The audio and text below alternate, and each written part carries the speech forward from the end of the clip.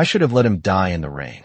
The thought hit me the second I saw him, slumped against the alley wall behind my diner, blood darkening his white shirt under the flickering security light as the storm rolled over the city like it had something to prove.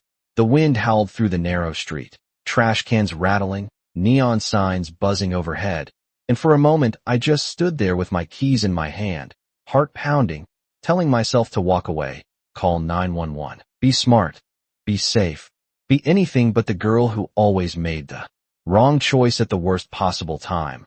But then he moved, just slightly, like even breathing hurt, and his eyes opened, locking onto mine with something that wasn't fear, wasn't even pain, just awareness, sharp and cold and completely out of place for someone who looked like he was about to pass out. I swallowed hard, rain soaking through my jacket, my sneakers already drenched, and took one slow step closer, then another. Because leaving him there didn't feel like an option anymore, even if every instinct I had was screaming that this man was trouble, the kind that didn't knock before it destroyed your life. Hey, I said, my voice barely carrying over the storm. Can you hear me? His gaze didn't waver, didn't soften, just studied me like I was the one out of place here, like I had stepped into something I didn't understand. And when he spoke, his voice was low, rough, controlled in a way that didn't match the situation at all.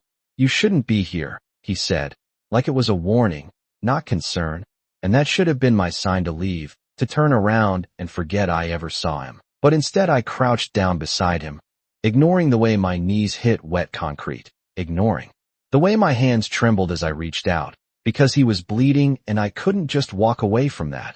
Not tonight, not in this storm.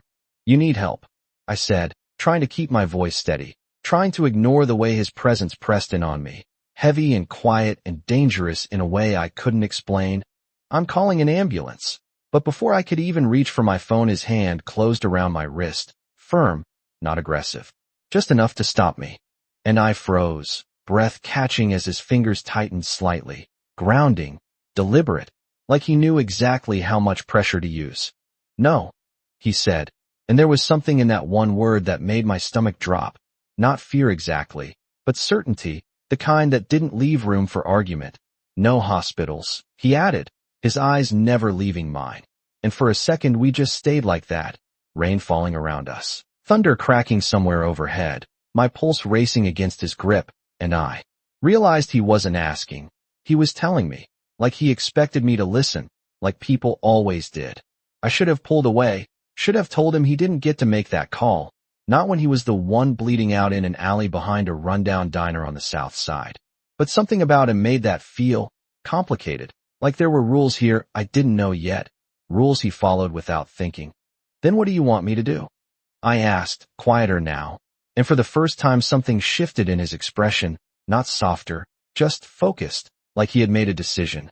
Get me inside, he said, and I actually let out a breath that sounded halfway between a laugh and a curse, because of course he would say that. Of course the solution would be dragging a stranger who looked like trouble into my workplace in the middle of the night during a storm, because apparently my life wasn't chaotic enough already. You're serious, I muttered, glancing toward the back door of the diner, then back at him, weighing every bad outcome I could think of, and there were a lot, but none of them included leaving him here to get worse, to disappear into the rain like he never existed. And I hated that about myself, hated that I already knew what I was going to do. You don't know me, he said, his voice quieter now, but no less intense, and you don't want to. And something about that should have scared me more than it did, but instead it just made my chest tighten, like there was a story there I wasn't supposed to hear. Yeah, I said, pushing to my feet and reaching for his arm. I've made worse decisions, and before I could second-guess myself I pulled him up, his weight heavier than I expected, his breath hitching just slightly as he steadied himself, and for a split second our shoulders brushed, his presence overwhelming, controlled even like this, like he was holding himself together on sheer will alone.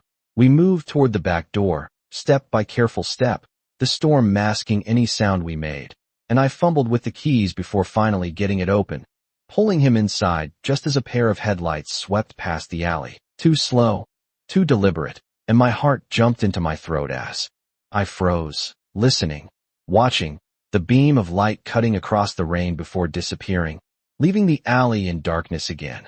I shut the door quickly, locking it behind us, my hand lingering on the handle as I tried to steady my breathing. And when I turned back to him, he was already watching me. That same unreadable expression, that same intensity that made it impossible to look away.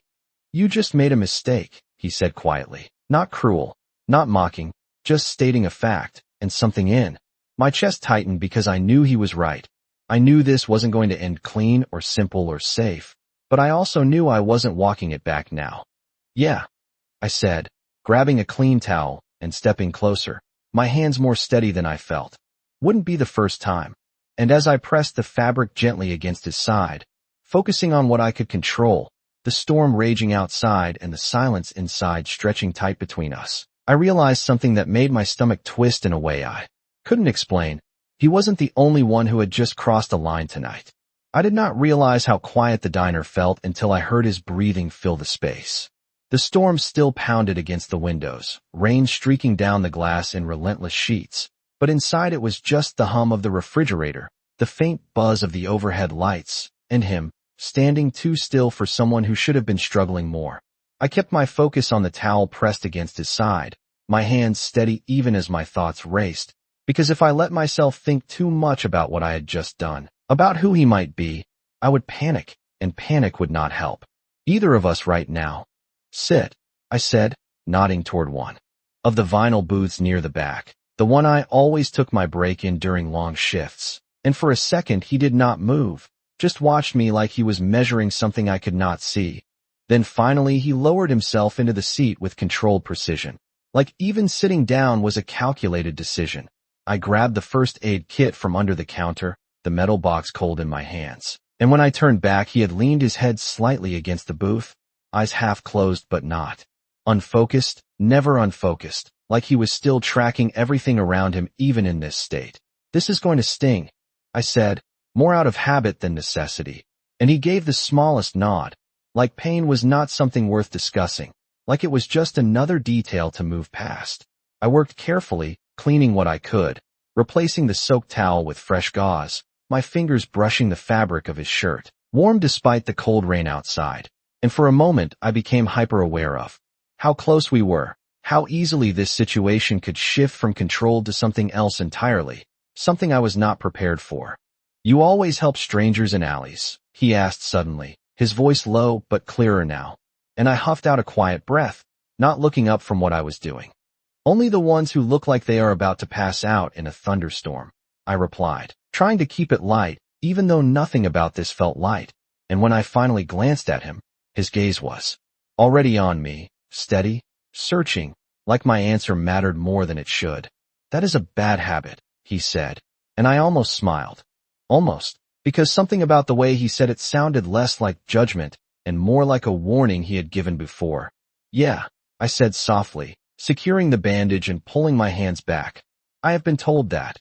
And for a second neither of us spoke, the silence stretching between us, thick but not uncomfortable, just charged, like the storm had followed us inside and settled into the space around us. I stood up, needing distance, needing something normal to ground me, and moved behind the counter, grabbing a glass of water and setting it in front of him, the simple act feeling strangely important, like it anchored the moment in something real. "Drink," I said, and again, he listened, his fingers wrapping around the glass with that same controlled strength, like everything he did had intention behind it.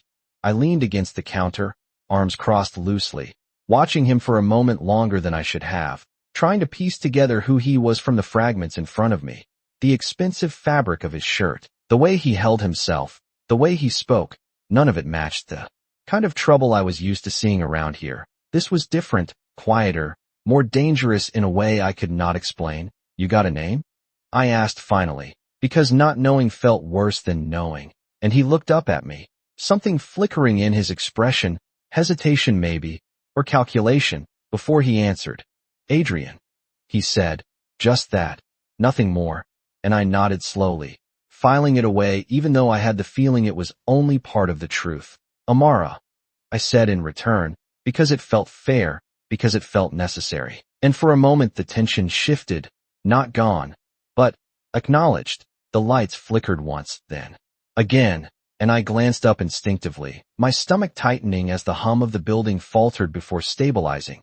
The storm pushing harder now, wind rattling the windows like it wanted in. Power might go out. I muttered, more to myself than to him. But he caught it anyway, his eyes moving toward the front of the diner, toward the dark glass and the world beyond it.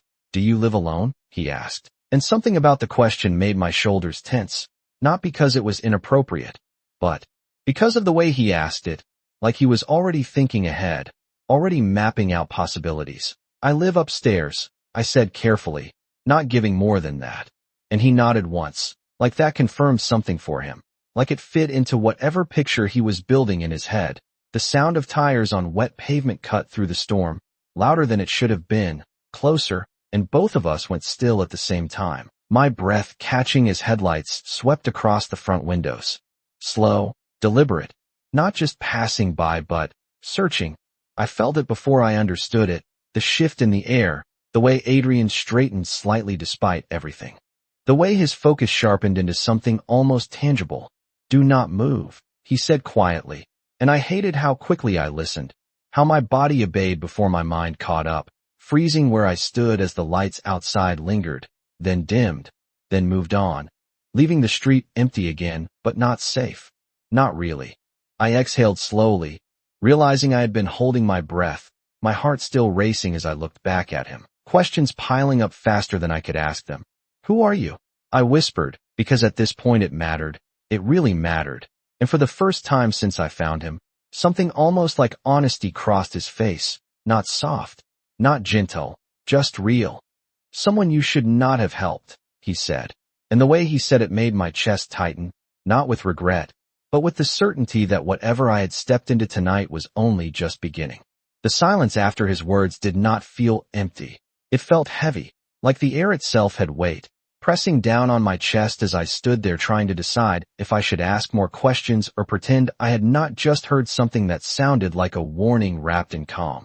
"That is not really an answer," I said quietly, my voice steadier than I expected, and for a moment something almost like approval flickered in his eyes, gone as quickly as it appeared, replaced again by that controlled distance that made him feel untouchable even sitting in a worn booth in a small diner that smelled like coffee and fried food. "It is the only one you are getting tonight," Adrian replied, his tone not harsh, just final, and I let out a slow breath, nodding slightly because I understood that kind of boundary, even if I did not like it. The storm outside did not let up. If anything, it grew louder, thunder rolling low and deep, the windows rattling again as another gust of wind hit the building. And I found myself glancing toward the front, half expecting those headlights to return, half expecting the night to suddenly push back harder against what I had done. "You said they would kill me," I said after a moment, not looking at him now, my eyes fixed on the rain streaking down the glass. "Who is they?" And this time he did not answer right away, the pause stretching just long enough to make my stomach tighten. Before he spoke again, quieter than before. "People who do not like loose ends," he said, and the simplicity of it made it worse, not better, because it left too much open, too much unsaid. I turned back to him slowly, studying his face, the way he held himself, the way he chose his words like each one mattered. And I realized something that made my chest feel tight in a different way. This was not someone caught in the wrong place at the wrong time. This was someone who lived in a world where wrong places and wrong times were part of the design. "And I am a loose end now?" I asked, keeping my voice even, and he met my gaze without hesitation. "You were the moment you opened that door," he said, and there was no threat in it, just truth, and somehow that made it harder to process. I let out a quiet laugh that held no humor, shaking my head slightly as I pushed myself off the counter and moved a few steps away, needing space, needing to move, because standing still felt like being trapped in something I could not control. "That is great," I muttered under my breath, running a hand through my damp hair. "That is exactly what I needed tonight." And for the first time, I saw something shift in him that was not calculation or control, something closer to recognition, like he understood the weight of that kind of frustration. "You can still walk away," he said, and I stopped, turning back to him with a look that I did not bother softening. "Can I?" I asked, because we both knew the answer was not simple, and the way his jaw tightened just slightly told me everything I needed to know. Not without risk, he admitted, and there it was, the part he could not smooth over. The reality that had followed him in through that door and now sat between us like a third presence neither of us could ignore. I took a slow breath, forcing myself to think past the immediate fear, past the what-ifs that threatened to spiral, because panicking would not help. It never did. Then we deal with it, I said finally, the words coming out more certain than I felt, and his eyes sharpened again, locking onto mine with that same intensity that had stopped me in the alley. You do not even know what you are agreeing to, he said, and I shrugged slightly, crossing my arms as I leaned back against the counter. I know enough, I replied, and that was true. I knew enough to understand that walking away was no longer clean, no longer simple, and if I was already in this, then standing still was not going to save me. Another roll of thunder shook the building, and the lights flickered again, dimming for a second before stabilizing. But this time it felt different, more fragile, like the next flicker might not come back on. Adrian noticed it too, his gaze lifting briefly to the ceiling before returning to me, assessing, always assessing. If the power goes out, you should not stay on the first floor, he said, and the shift in his tone caught my attention immediately, less distant, more direct, like he was stepping into something else now. Something closer to responsibility. Why? I asked, even though I had a feeling I already knew, and he did not hesitate this time. Because darkness makes it easier for people to move without being seen, he said, and the way he said people made it clear he was not talking about strangers in general. He was talking about the ones who had been out there, the ones who had driven slowly past, the ones who might come back. I glanced toward the staircase that led up to my apartment, then back at him, weighing the options in my head, each one carrying its own set of risks, none of them clean. You are not exactly in a position to go anywhere, I pointed out, and for a second something almost like amusement touched his expression, brief and unexpected.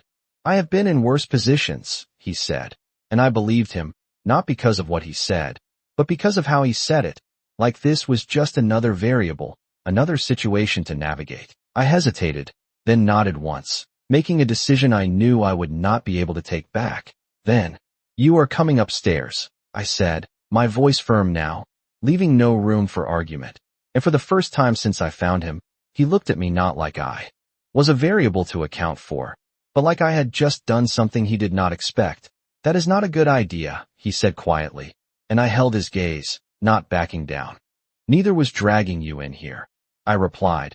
But here we are, and the silence that followed was different, not heavy, not tense, just settled, like something had shifted into place whether we were ready for it or not.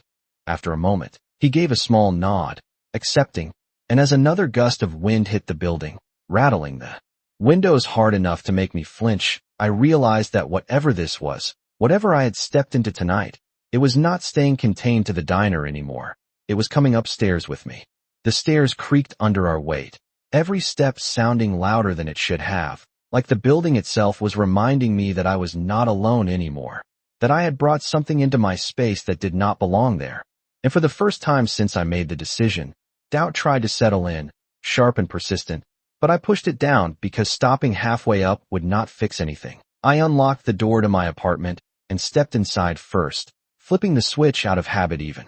Though the lights flickered weakly before stabilizing, casting a soft yellow glow over the small space that suddenly felt much smaller than it ever had before.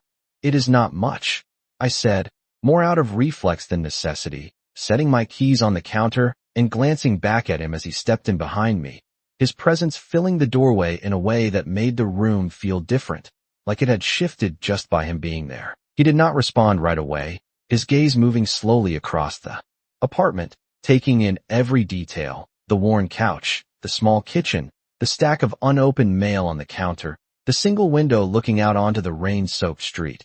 And I realized he was doing the same thing he had done since the moment I found him, observing, cataloging, understanding. It is enough, he said finally, and something about the way he said it made it sound like more than a comment about space. Like he meant something else entirely, something I could not quite place. I closed the door behind him, locking it. Without thinking, then paused, my hand resting on the knob as the reality of that action settled in.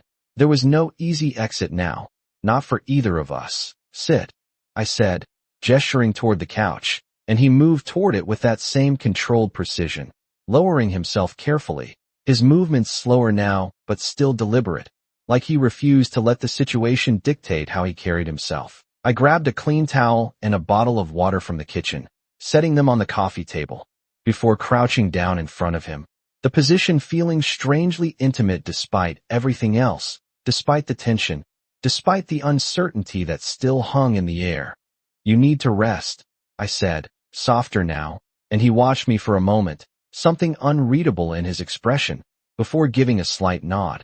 I sat back on my heels, exhaling slowly as I let the silence settle. The storm outside continuing its steady rhythm against the window, the sound almost grounding now, like a constant that did not change no matter what else did. You are not asking the right questions, he said after a moment, and I looked up at him, raising an eyebrow slightly. Then tell me what the right ones are, I replied, and there was a brief pause, like he was considering whether to answer at all, before he spoke again. Not who I am, he said, his voice low, measured. But who is looking for me? And the shift in focus made my chest tighten, because that question carried more weight, more danger, more consequence than the one I had asked before. Fine, I said, pushing myself up and moving to the other side of the room, needing distance again, needing to think without being directly under that steady gaze. Who is looking for you? And this time, he did not answer with deflection or silence, but neither did he give me a name. People who do not like losing control, he said, and I let out a breath, shaking my head slightly. That is not very specific, I pointed out, and he almost smiled. Almost, the expression so brief I might have imagined it. Specific would not help you, he replied, and I knew he was right, even if I did not like it, because knowing more might not make me safer, it might just make everything heavier. The lights flickered again, longer this time, dimming enough that the room fell into shadow before coming back, weaker than before, and I glanced up at the ceiling instinctively. That is not good, I muttered, and he followed my gaze, his expression tightening just slightly. Do you have candles? He asked, and I nodded, moving toward the kitchen drawer where I kept a few for situations like this, pulling them out along with a lighter and setting them on the counter within reach. You really think it is going to get that bad? I asked, not sure if I wanted reassurance or honesty, and he did not hesitate.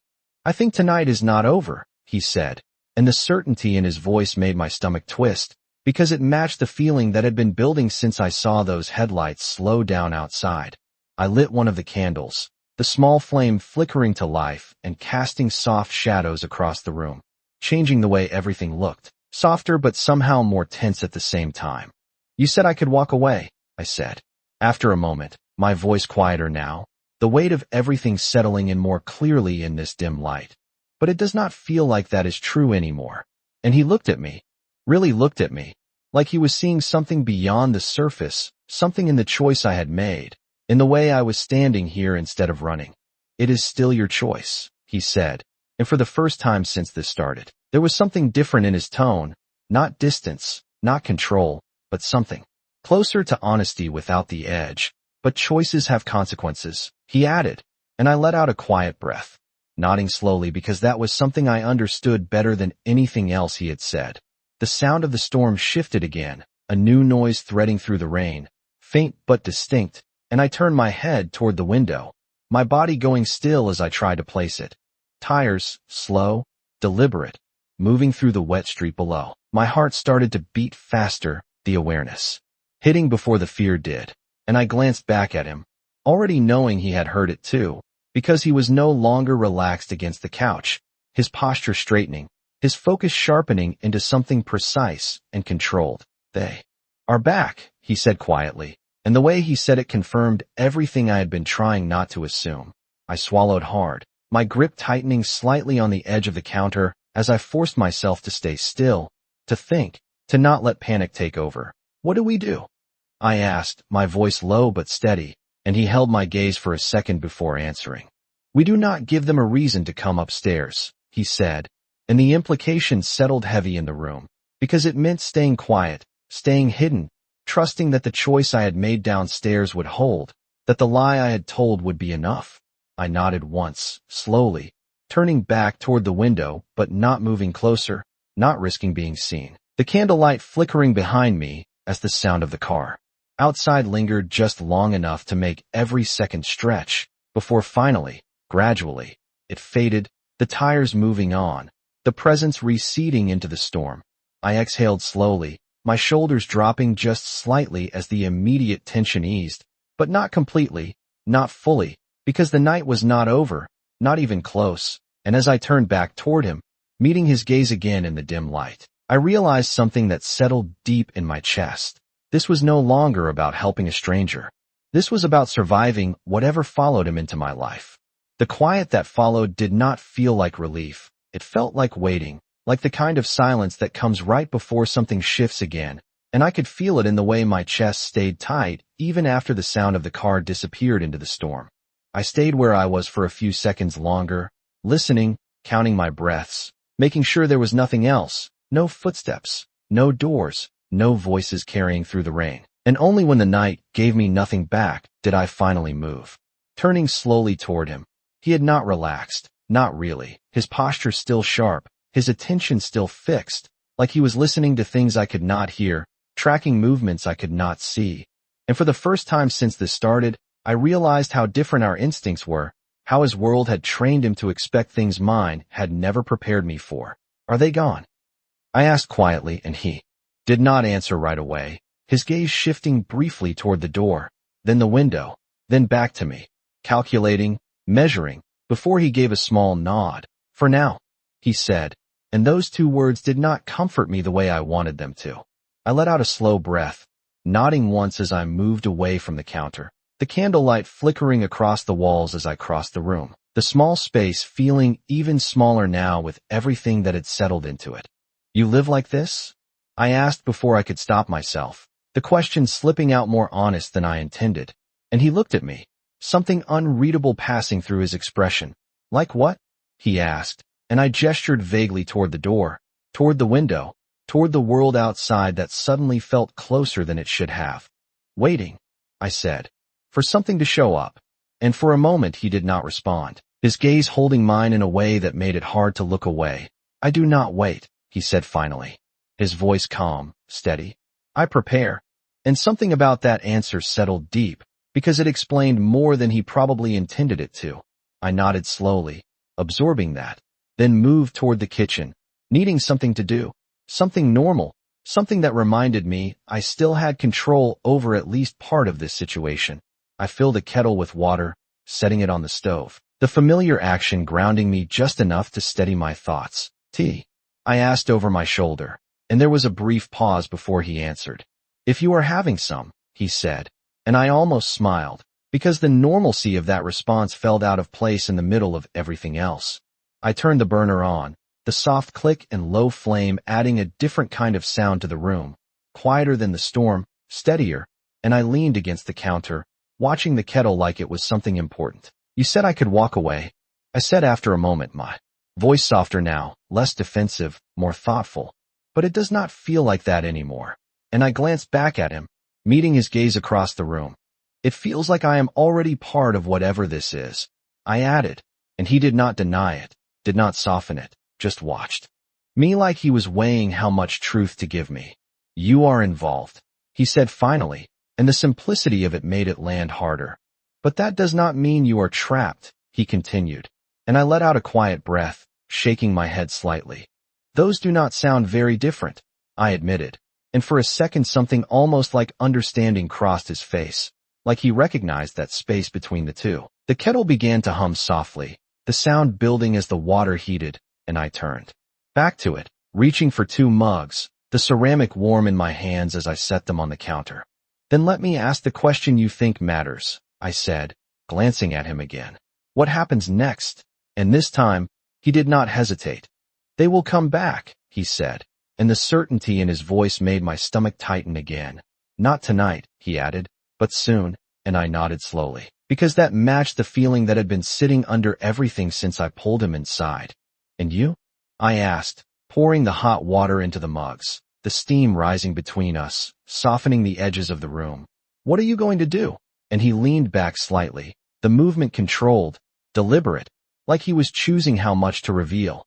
"I will make sure they do not come near you again," he said, and I froze for a second, the words settling into the space between us in a way that felt heavier than anything else he had said so far. I set the kettle down slowly, turning fully toward him now, searching his face for something that told me how serious he was, how real that promise was. "You do not even know me," I said quietly, and his gaze did not waver. "You helped me," he replied, like that explained everything, like that was enough, and something in my chest shifted, something I did not expect, something that felt dangerously close to trust. I handed him the mug, our fingers brushing briefly, the contact quick but noticeable, and I pulled my hand back, wrapping my own around the warmth of the ceramic as I moved to sit across from him, the small table between us feeling like the only boundary left. "That is not how the world works," I said after a moment, looking down at the steam curling from my cup. "People do not just protect strangers." And when I looked up, he was already watching me, that same steady focus. But this time there was something else there too, something quieter. "My world does," he said.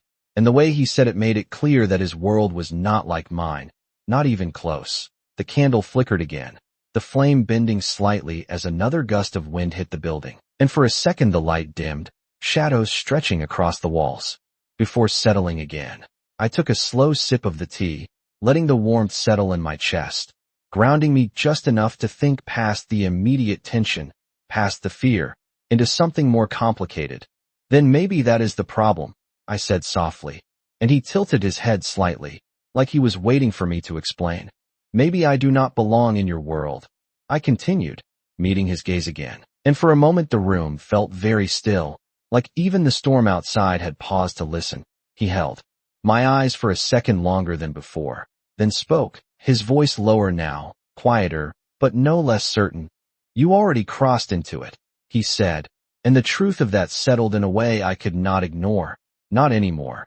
Not after everything that had happened tonight. I looked down at my hands, at the way they still held the warmth of the mug, at the small tremor I had been ignoring, and I realized something that made my chest tighten again, not with fear this time, but with something more complicated. I had not just helped him.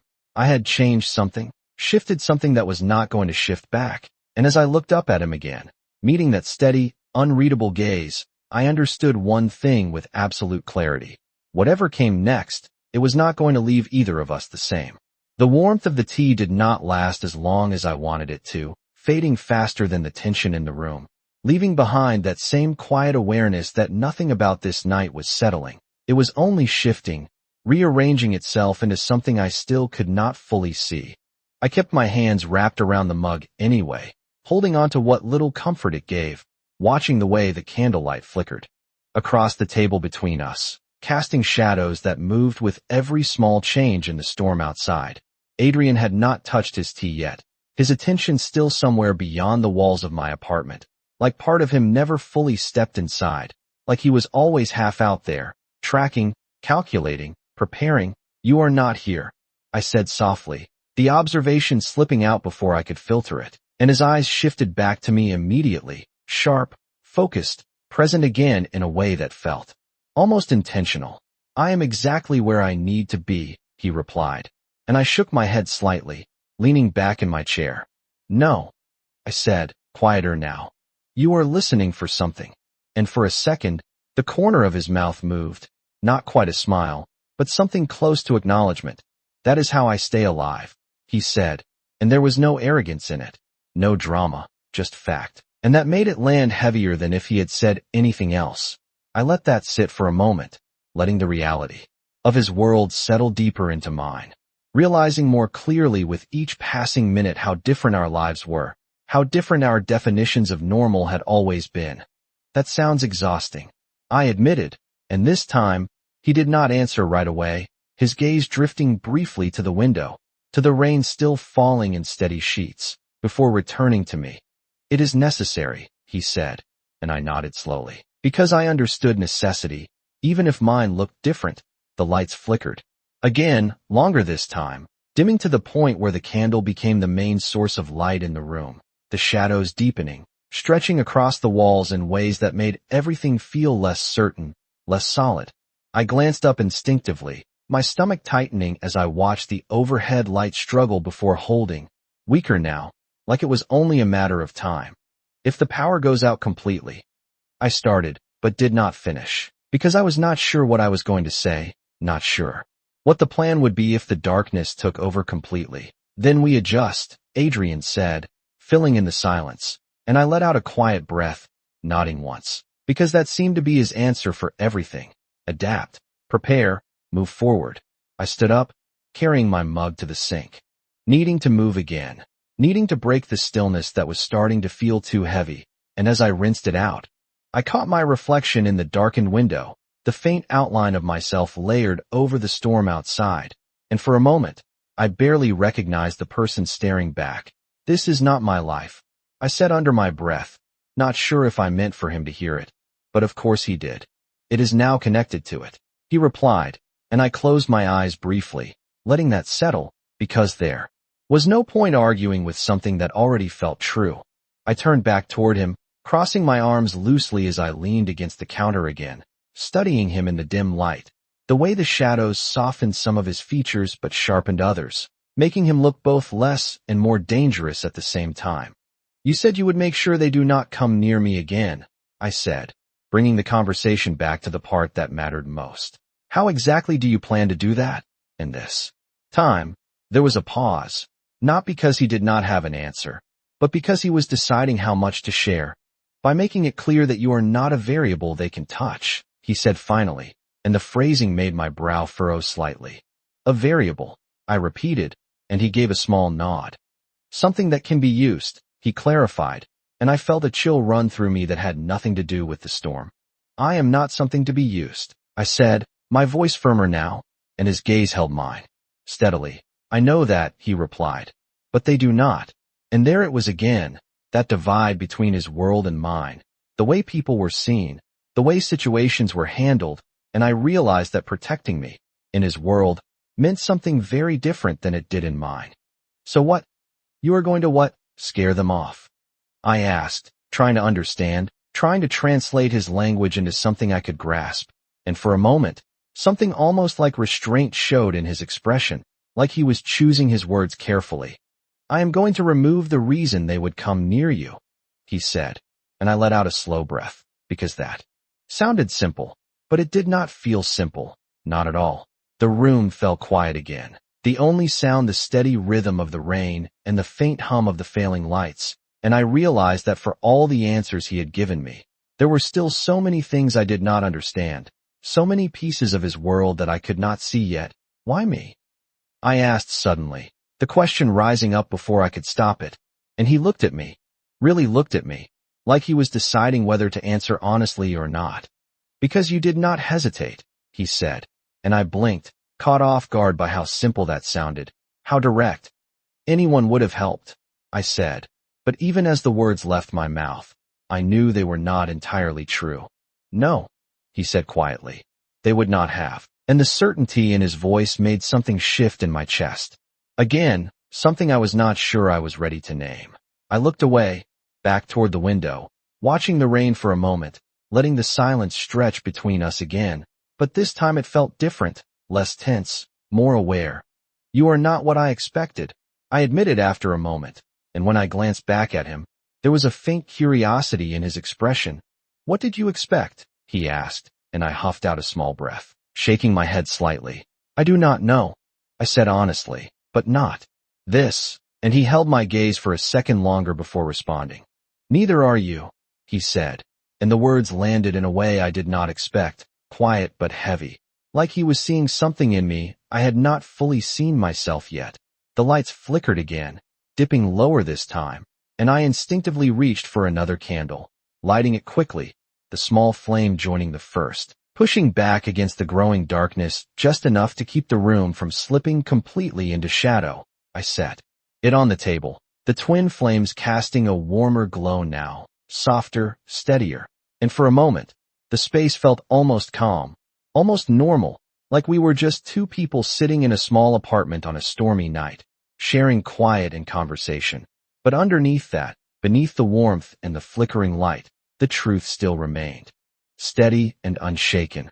This was not normal, and whatever came next was already on its way. The calm did not last. It never really does when something is waiting just outside your line of sight, and I felt it before I heard anything. That subtle shift in the air, the kind that makes your skin tighten without a clear reason. I was standing near the counter, watching the candlelight flicker, when Adrian's posture changed again, not dramatically, just enough that I noticed, his head tilting slightly, as if he caught something I had not yet, and my stomach dropped before I even knew why. "What is it?" I asked quietly, my voice instinctively lower, matching the tension that had just settled into the room. He did not answer immediately, his gaze drifting toward the ceiling, then toward the door, then the window, like he was mapping the space in a way I still could not fully understand. "Listen," he said, and I held my breath, forcing myself to focus past the storm, past the steady rhythm of rain against glass, past the hum of the failing lights, and then I heard it, faint but unmistakable, a door somewhere below opening, slow, careful, not the careless movement of someone who lived here, but something more deliberate. My heart started to pound harder, the sound echoing in my ears as I turned toward the apartment door, my mind racing through possibilities I did not want to name. "That could be anyone," I whispered, but even as I said it, I knew it did not feel like anyone. It felt like something that belonged to his world, not mine. Adrian stood slowly, the movement controlled, despite everything. And for the first time since I had brought him upstairs, I saw a different kind of focus settle over him, sharper, more precise, like every part of him had just aligned toward a single purpose. "Stay behind me," he said, and the words landed differently than anything else he had told me. Not a suggestion, not a warning, but something closer to instinct, and without thinking, I listened, stepping back slightly, my breath shallow as I tried to keep quiet. The sound came again. Closer this time, footsteps on the stairs, measured, unhurried, and the way they moved made my chest tighten, because they did not sound like someone uncertain, they sounded like someone who knew exactly where they were going. I swallowed hard, my eyes flicking to Adrian, searching for something, anything that told me this was going to be okay, but his expression did not offer comfort, it offered clarity, and somehow that was worse. "They are not supposed to be here," I whispered, and he glanced at me briefly, his gaze steady. "They do not follow rules," he said, and the simplicity of that made everything feel more real, more immediate. The candlelight flickered again as another gust of wind hit the building, the shadows shifting across the walls, stretching and bending in a way that made the room feel unfamiliar, like it had become something else entirely. The footsteps stopped just outside the apartment door, and the silence that followed was louder than anything before it, pressing in from all sides, making it hard to breathe, hard to think.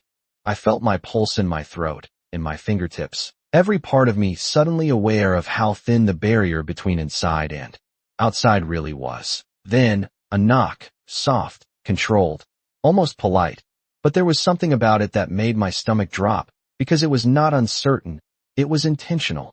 I looked at Adrian, my mind racing, waiting for him to tell me what to do, and for a second, our eyes locked, something unspoken passing between us, something that felt like a decision. "Do not answer," he said quietly, and I nodded immediately, my body already tense, already braced. The knock came again, slightly firmer this time, followed by a voice, calm, even, carrying through the door just enough to be heard over the storm.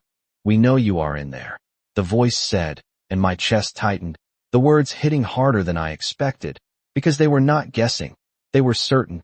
I felt a rush of fear, sharp and immediate, but underneath it, something else started to form, something steadier, something that felt like the beginning of resolve. I glanced at Adrian again, and this time, I saw something different in his expression, not just focus, not just control, but something that looked almost like calculation layered over certainty, like he had already moved past the moment and was thinking 2 steps ahead. "They are not here for you," he said quietly, and I frowned slightly, confusion cutting through the fear. "Then why are they here?" I asked, my voice barely above a whisper, and his gaze held mine, steady, unwavering. "Because of me," he said, and the weight of that settled immediately, pressing into the space between us. The voice outside spoke again, a little louder now, still calm, still controlled. You do not want to make this difficult, it said, and I felt my hands tighten at my sides, the instinct to react rising up before I could stop it. We should call the police, I whispered quickly, turning toward the counter, where my phone sat. But before I could take a step, Adrian's voice stopped me. No, he said, sharper now, more immediate, and I froze, looking back at him. That will not help, he added, softer this time, but no less certain, and something in his tone made me believe him, even if I did not fully understand why. The silence stretched again, the storm outside continuing its relentless rhythm, the knock not coming again, but the presence still there, still waiting, like they had all the time in the world. I took a slow breath, forcing myself to think, to stay grounded, to not let the fear take over completely, because panic would not help, it never did. Then what do we do? I asked, and this time, there was no hesitation in his answer. We do not let them in, he said, and the simplicity of it should have felt reassuring, but instead it made everything feel sharper, more defined, because it meant holding the line, whatever that looked like. I nodded slowly, turning my attention back to the door, to the thin barrier that separated us from whatever waited on the other side. And as I stood there, listening to the storm, to the silence, to my own heartbeat steadying, just enough to think clearly, I realized something that settled deep in my chest, something that changed the way I saw this moment entirely. This was no longer just his world pressing into mine. This was me standing inside it, choosing, whether I was ready or not, to face whatever came next. The silence stretched so long it started to feel like a test, like whoever stood on the other side of that door was not in a hurry, not nervous, just waiting for us to make the first move, and that was somehow worse than anything else. I kept my eyes on the door, my body still, every sense tuned to the smallest sound, but nothing came, no more knocking, no footsteps, just the storm and that heavy presence pressing against the space between us. Why are they waiting? I whispered, barely moving my lips, and Adrian did not look away from the door when he answered. Because they expect fear to do the work for them, he said, and something about that clicked immediately, the way silence could make people act, make them panic, make them open doors they should not open. I swallowed hard, forcing my breathing to stay steady, forcing my hands not to shake as I stood there, holding the line like he said, even though every instinct I had told me to do something, anything, to break the tension. Then the voice came again, softer this time, almost conversational, like we were neighbors having a casual exchange instead of whatever this really was. You are making this more complicated than it needs to be, it said, and I felt a flicker of anger cut through the fear, sharp and unexpected, because the calm tone felt wrong, like it was trying to rewrite the situation into something it was not. I glanced at Adrian, searching for direction, but he was still focused, still composed, like he had seen this kind of thing before, like he understood the rhythm of it. They want you to believe you have control, he said quietly, and I nodded, even though my throat felt tight, even though control felt like the one thing slipping further away with every second. Do they know it is me in here? I asked, the question coming out before I could stop it, and he finally looked at me, his gaze steady, serious. They know someone is protecting me, he said, and the weight of that settled immediately, because it meant I was already part of this, already visible in ways I could not undo. I let out a slow breath, my mind racing, trying to find something solid to hold on to, something that made sense, but the truth was, this situation did not follow the rules I was used to. The lights flickered. Again, this time cutting out completely for a second before snapping back on weaker than before, and I felt my chest tighten as I realized how close we were to losing even that small sense of visibility. If the power goes out, I started again, but Adrian shook his head slightly. Then we rely on something else, he said, and I glanced toward the candles, the small flame steady but fragile, like they were doing their best to push back against something much bigger. Another pause, another stretch of silence, and then, unexpectedly, a different sound, softer, coming from further down the hall, a door opening, then closing, footsteps moving away, not toward us, but away, and I frowned slightly, confusion cutting through the tension. Are they leaving? I whispered, and Adrian did not answer immediately, his focus sharpening again, tracking, listening, before he finally nodded once. For now, he said, and I felt a strange mix of relief and unease settle in, because nothing about this felt finished, it felt paused. I let out a breath I had not realized I was holding, my shoulders dropping slightly as the immediate pressure eased, but the room did not feel lighter, not really, just quieter. I moved slowly toward the door, stopping a few feet away, not close enough to risk anything, but close enough to feel the presence that had been there just moments ago, like the air itself had changed. That was not normal, I said, my voice steadier now, more grounded, and Adrian let out a quiet breath, something that almost sounded like agreement. No, he said. It was not. And I turned back toward him, studying his face, the way the candlelight played across his features, the way his expression had shifted slightly, less immediate tension, more thought. They did not try to get in, I said slowly, piecing it together. They just showed up, and he nodded once.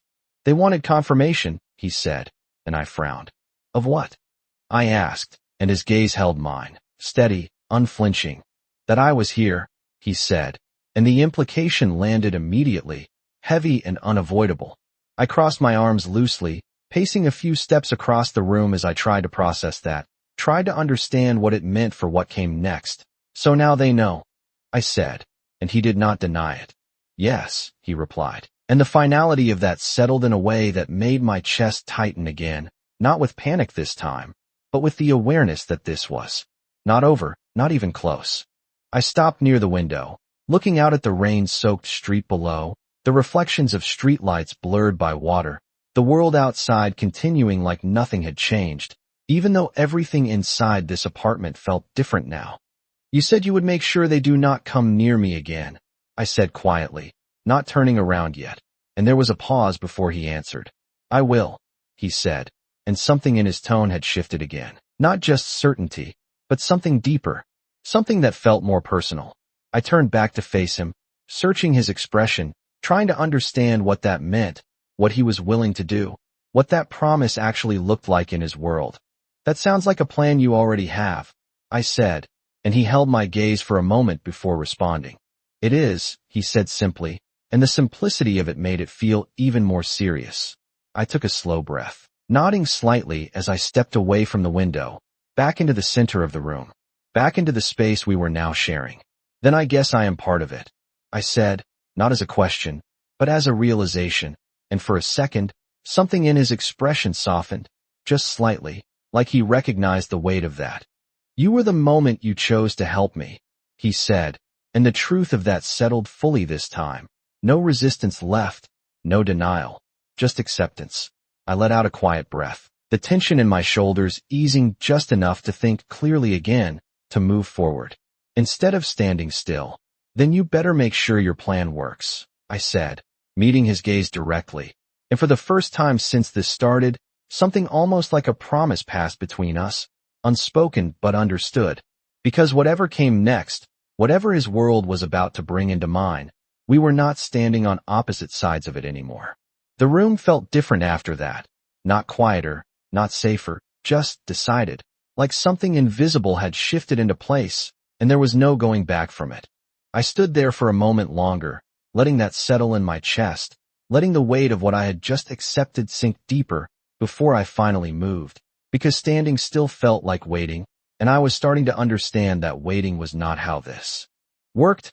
Adrian was watching me again, that steady, unreadable gaze tracking every step I took as I crossed the room, and I realized he was not just observing anymore. He was assessing, like he was recalibrating something about me, something I had not even been aware of before tonight. You are not panicking, he said after a moment, his voice low, almost thoughtful, and I let out a small breath, glancing at him over my shoulder. I already did that, I replied, moving to the kitchen and setting the empty mug in the sink, my hands steady now in a way they had not been before. It did not help, and when I turned back, something in his expression shifted slightly, like that answer had confirmed something for him. Most people do not get past that part, he said, and I shrugged lightly, leaning back against the counter. Most people do not have someone knocking on their door like that, I answered, and for a second, the corner of his mouth moved again, that almost smile that never fully formed. The lights flickered once more, dipping low enough that the candlelight took over again, the room settling into that soft, shadowed glow that made everything feel more intimate and more uncertain at the same time. I glanced toward the window, then back at him, the question that had been building finally pushing its way out. "So what happens now?" I asked, my voice steady, grounded, and this time he did not hesitate. "Now I stop reacting," he said, and the shift in his tone was immediate, sharper, more defined. "And I start controlling what comes next." And something about that made my chest tighten, not with fear, but with the awareness that whatever he was about to do, it was going to change things in a way I could not predict. Control how? I pressed, stepping away from the counter, needing to understand, needing to be part of this instead of just standing on the edge of it. And he held my gaze, measuring, deciding. "By making sure they do not get another chance to come this close again," he said, and the certainty in his voice was absolute. Like this was not a plan he was forming, but one he already had. I nodded slowly, processing that. Then crossed my arms loosely, tilting my head slightly. "And where does that leave me?"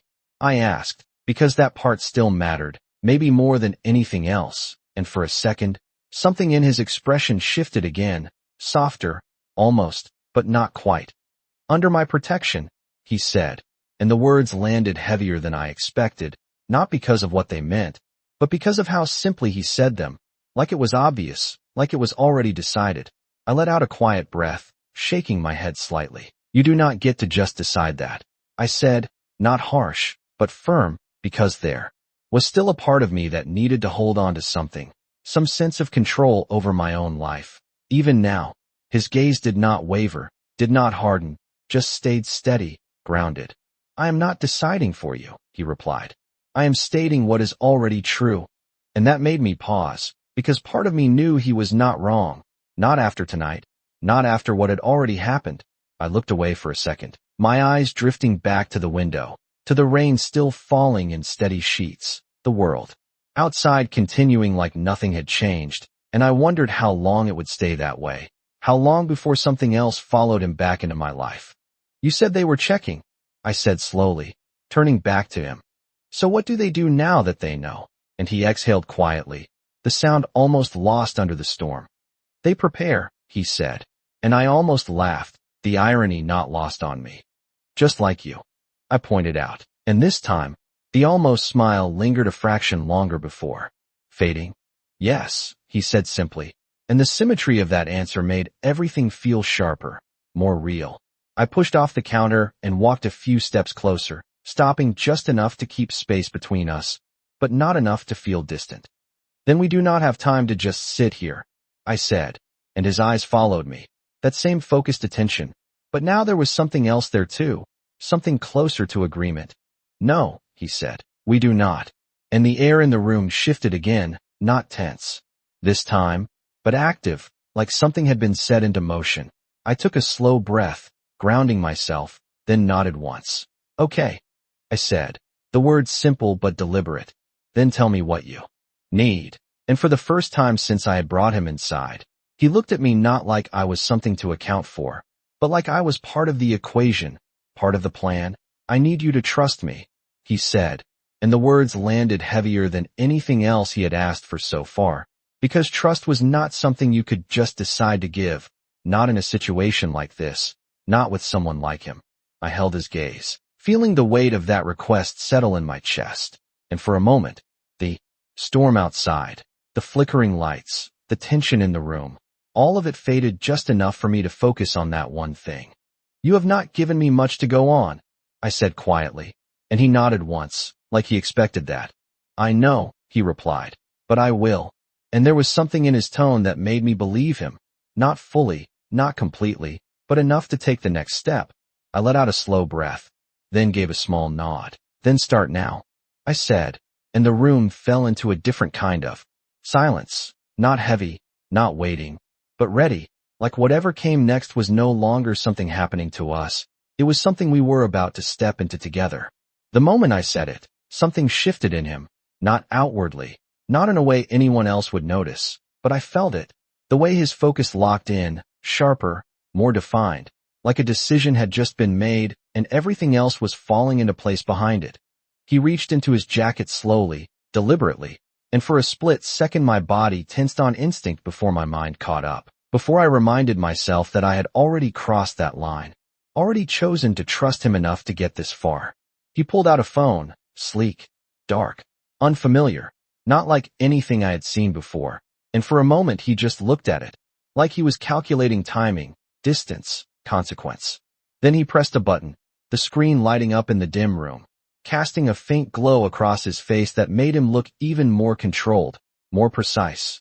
He did not dial right away, his eyes lifting to meet mine instead, holding my gaze like he needed to make sure I understood something before he moved forward. "Once I do this," he said quietly, "there is no stepping back for either of us," and my chest tightened slightly, but I did not look away, did not hesitate, because I already knew that. I had known it the moment I opened that door downstairs. "Then do it," I said, my voice steady, and something in his expression settled, like that was the only answer he needed.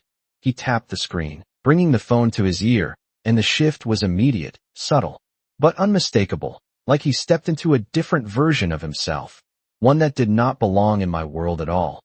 "It is me," he said, his voice low, controlled, carrying a weight that made the words feel heavier than they should have been, and there was a pause, like whoever was on the other end did not expect to hear from him. Not like this, not now. I could not hear the response, but I saw the way his expression tightened slightly, the way his focus sharpened even more. "I am fine," he continued, cutting through whatever was being said, "but we have a problem," and something about the way he said that made my stomach tighten again, because it was not just his problem anymore. It was ours. He turned slightly away from me as he spoke, pacing one slow step, then another, his movements measured, deliberate. "They confirmed the location," he said, and even without hearing the other side of the conversation, I knew what that meant, knew what it implied for what came next. He paused. Again, listening, his jaw tightening just slightly before he responded. "No," he said, firmer now, "we do not wait." And the shift in his tone made it clear that this was not a discussion, it was a decision. I watched him, trying to piece together what I could from half a conversation, from the way he held himself, from the weight behind his words, and I realized something that made my chest tighten in a different way. This was the first time I was seeing him in his world, even if it was only through a phone call. "You move now," he continued, his voice lower, sharper. "I want eyes on every entry point within 5 minutes." And the authority in that sentence hit differently, not loud, not aggressive, just absolute, like it was not something that could be questioned. I felt a chill run through me, not from fear, but from the realization of exactly who I had brought into my life tonight. He paused again, listening, and for a moment his gaze flicked back to me, something softer passing through it before it disappeared behind that same controlled focus. "She is under my protection," he said, and the words landed like a shift in gravity, like something had just been declared that could not be undone. And I felt it in my chest, that strange mix of tension and something else I was not ready to name. He listened for another second, then shook his head slightly. "No," he said, quieter now, but no less firm. "She stays where she is," and I frowned slightly, realizing they were talking about me, about what to do with me, and for a brief moment, that familiar resistance flared up again. The part of me that did not want to be moved, handled, decided for. But then I looked at him, really looked at him, and I saw the way he held that line, the way he chose that answer, and something in me eased, just slightly. He ended the call without another word, lowering the phone slowly, the room settling back into silence around us, the storm outside still raging, the candlelight still flickering, but everything else feeling different. He slipped the phone back into his jacket, then looked at me, not as distant as before, not as guarded, but not entirely open either, something in between, something that felt like the beginning of something I did not yet understand. "What does that mean?" I asked, breaking the silence, because I needed to hear it, needed to understand what he had just set in motion. He held my gaze for a second, then answered simply. "It means they will not come back the same way," he said, and I let out a slow breath, nodding slightly as I processed that, as I tried to translate it into something that made sense in my world. "And your people?" I asked, tilting my head slightly. "What are they doing?" And something in his expression shifted again, That same controlled certainty settling back into place. They are making sure this does not happen again, he said, and the finality of it settled deep. Because it did not sound like a temporary fix, it sounded like something more permanent, something more decisive. I crossed my arms loosely, leaning back against the counter as I studied him, really seeing him now in a way I had not before, not just the man I found in the alley, not just the stranger I helped, but the person behind all of it, the one who could make a call and shift the entire situation within seconds. You were not exaggerating, I said quietly, and he raised an eyebrow. Slightly. About what? He asked, and I let out a small breath, shaking my head. About your world, I replied, and for a moment, something almost like understanding passed between us again. The lights flickered once more, then steadied, weaker than before, but still holding, and I glanced up briefly before looking back at him. So what do we do now? I asked, because even with everything he had set in motion, we were still here, still in this moment, still waiting for whatever came next. He stepped closer, not enough to close the distance completely, but enough that his presence felt more immediate, more real. Now, he said quietly, his voice steady, grounded. We make sure you are ready. And something about that made my chest tighten again, because it meant this was not over, not even close. It meant this was just the beginning of something bigger than anything I had planned for. I held his gaze, feeling the weight of that settle in, then nodded once, slow but certain, because whether I was ready or not, I was already part of it. The way he said it stayed with me longer than I expected, not the words themselves, but the certainty behind them. The way "be ready" did not sound like advice. It sounded like a shift, like a line I had already crossed without realizing it. I stood there for a moment, letting the silence settle after his words, feeling the storm outside still pressing against the windows, the candlelight flickering between us. And for the first time since all of this started, I realized I was not just reacting anymore. I was thinking ahead. Ready for what? I asked finally, my voice quieter now, more focused, and he studied me for a second, like he was measuring how much I could handle, how much I needed to know. For change, he said, and the simplicity of it made my chest tighten, because change did not sound temporary, it sounded permanent. I let out a slow breath, nodding slightly as I pushed myself off the counter, moving a few steps closer, not enough to close the distance completely, but enough to feel like I was part of this conversation instead of standing on the edge of it. You mean my life is about to look very different, I said, and he did not deny it, did not soften it, just held my gaze with that same steady focus. Yes, he replied, and there was something almost like honesty in the way he said it, something that made it easier to accept even if I did not fully understand what it meant yet. I crossed my arms loosely, tilting my head slightly as I studied him, really looked at him, not just the man who had walked into my life tonight, but the weight behind him, the world that followed him. Then you should probably start explaining, I said, because if I was going to be ready, I needed more than vague warnings and quiet promises. He exhaled slowly, the sound almost lost under the storm, and for a moment, something in his expression shifted again, less guarded, not open, but deliberate, like he had made a decision. The people who came tonight, he began, his voice low, measured. They do not act without reason, and I nodded slightly, because that much I had already figured out. So I was the reason, I said, and he shook his head once. No, he corrected, I was, and something about the way he said that made it clear he was not distancing himself from it. He was owning it. I frowned slightly, trying to piece it together. Then why involve me at all? I asked, because that was the part that still did not make sense, the part that felt like it had pulled me into something I never asked for. He held my gaze for a second before answering. Because you changed the situation, he said, and I blinked, caught off guard by that. How? I asked, and he stepped a little closer, not threatening, not overwhelming, just present. They expected me to be alone, he explained, predictable, contained, and I felt a small shift in my chest as I followed his logic. But I was not, I said slowly, and he nodded once. You made it unpredictable, he continued, and unpredictable things get attention. And there it was, the part one had not fully understood until now. The way my choice had not just helped him, it had disrupted something bigger. I let out a quiet breath, running a hand through my hair as I processed that. the weight of it settling in a different way than before. So I did not just help you, I said, my voice softer now. I changed the way they see this, and his gaze held mine, steady, confirming. Yes, he said, and for a moment, the room felt even smaller, the walls closer, the storm louder, like everything was reacting to that realization. I turned away slightly, pacing a few steps across the room, needing to move, needing to think. That means they are going to keep watching, I said, more to myself than to him. And he did not disagree. They will, he replied, and the certainty in his voice made my chest tighten again. But this time, it was not fear, it was awareness. I stopped near the window, looking out at the rain-soaked street, the reflections of headlights passing in the distance, normal life continuing just beyond my reach. Then I cannot go back to normal, I said quietly, and this time, there was a longer pause before he answered. No, he said, softer now, but no less certain.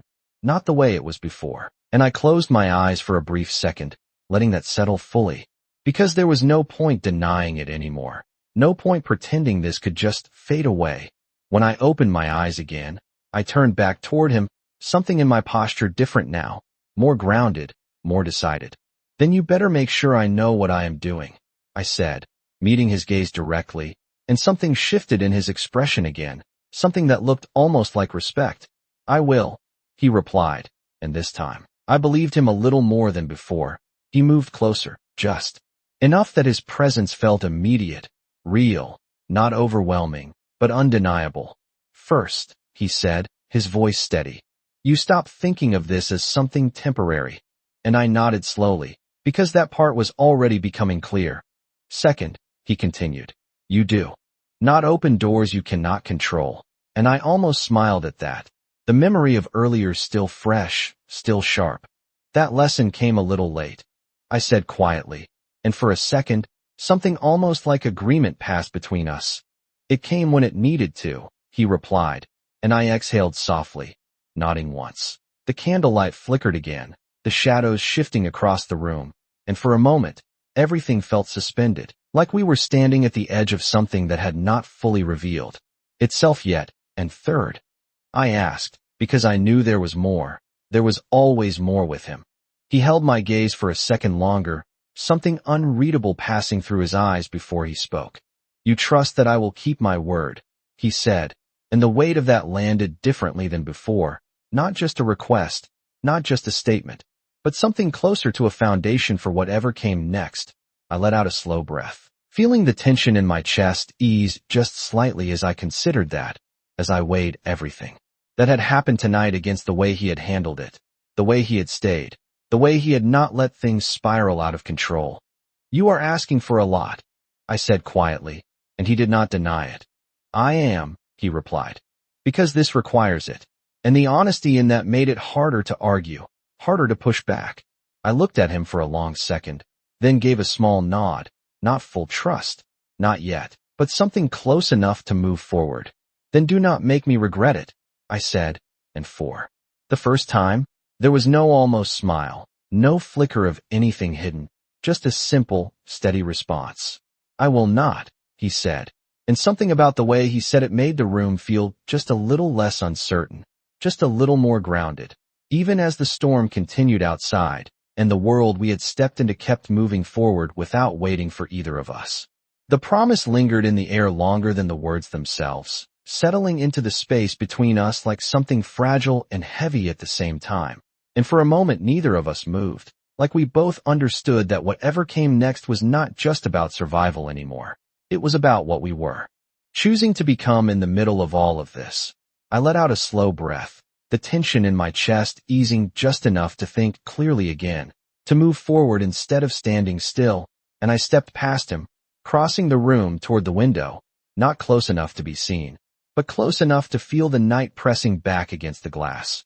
The storm had not let up, rain still falling in steady sheets, streetlights blurred into soft halos, everything outside looking distant and unreal compared to the sharp clarity inside this room. It is strange, I said quietly, more to myself than to him, how fast everything changes, and I felt his presence shift behind me, not closer, not further, just present, like he was anchoring himself to the same moment. It does not feel fast when you are inside it, he replied, and I nodded slightly, because he was right. It only felt fast when I tried to look back, when I tried to measure the distance between who I was a few hours ago and who I was now. I turned away from the window, facing him again, and for the first time since all of this started, I noticed the way he carried the weight of everything without letting it show fully. The way control was not just something he used, it was something he lived inside. You have done this before, I said, not a question, and his gaze held mine steadily. Yes, he answered, simple, direct. And something in that answer made me realize just how deep his world went, how much of it I had not even begun to see. I crossed my arms loosely, tilting my head slightly as I studied him. And it always ends like this? I asked, and he paused for a second, just long enough to make me wonder if the answer was more complicated than I expected. No, he said finally, and that single word carried more weight than a longer explanation would have. I frowned slightly, curiosity pushing past the tension. Then how does it end? I asked, and for a moment, something in his expression shifted, not softer, not harder, just honest in a way that felt rare. That depends on the choices people make, he said, and the way he looked at me when he said it made it clear he was not talking about just anyone. He was talking about me, about us, about this moment. I let that settle, the implication of it threading through everything else, and I realized something that made my chest tighten again, not with fear, but with the weight of responsibility. This was not just happening to me. I was shaping it, whether I wanted to or not.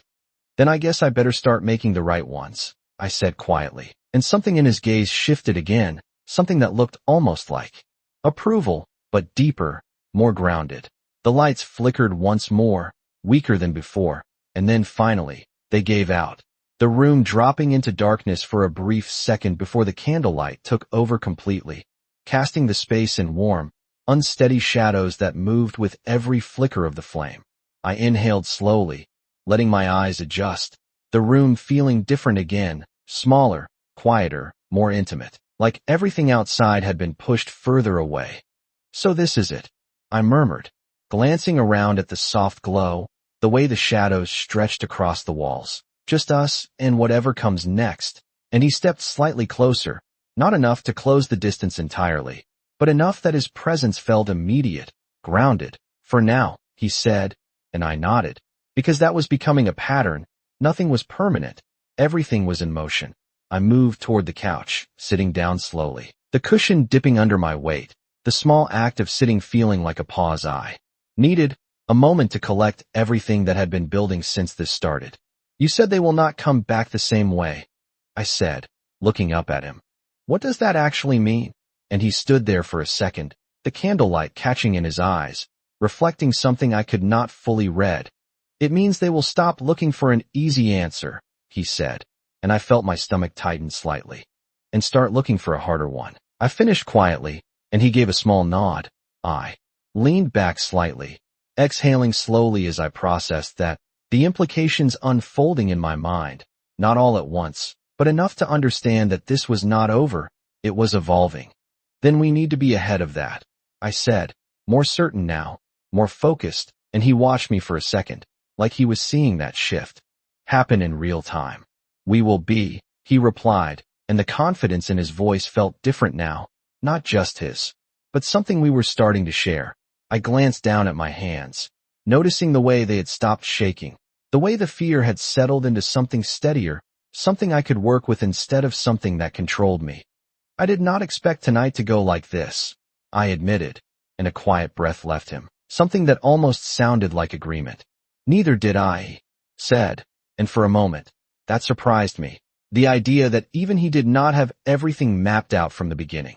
I looked up at him again, studying his face in the dim light, the sharp edges softened by the shadows, the intensity still there, but less overwhelming now, more human. But you adapted, I said, and he tilted his head slightly, like he was considering that. So did you, he replied, and the words landed differently than I expected, not just an observation, but something that felt like recognition.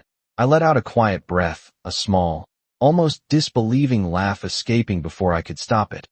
I do not know if that is a good thing yet, I said, and for a second, something in his expression shifted again, that almost smile returning, softer this time, less guarded. It is, he said, and the certainty in his voice made it hard to argue. The candlelight flickered again, the flame bending slightly as the storm continued outside, and I found myself watching it for a moment.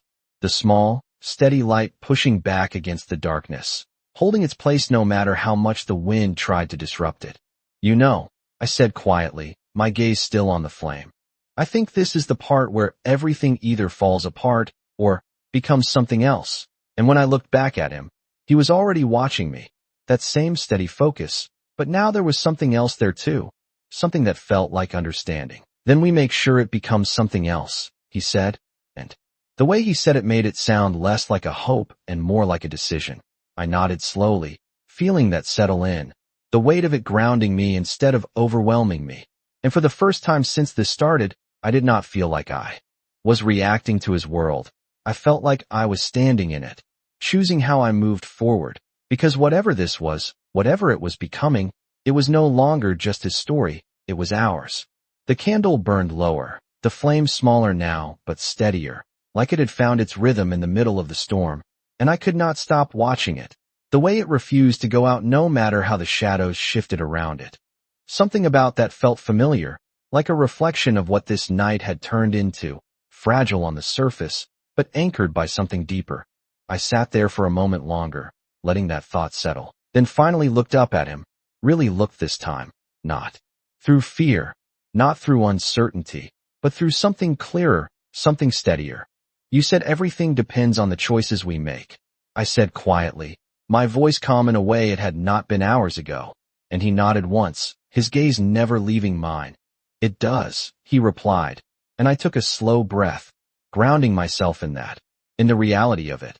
I stood up slowly, the movement deliberate, and walked toward the window again, stopping just short of it, my reflection faint in the dark. Glass, layered over the storm outside. The city was still there, still moving, still alive, but it felt different now, like I was seeing it from a different place, a different version of myself. Then I made mine. I said, not turning around yet, because I wanted the words to settle before I faced him again, and there was a pause behind me, quiet but present, like he understood what I meant before I even explained it. I turned back, meeting his gaze fully, and for the first time, there was no hesitation in me, no second guessing, just clarity.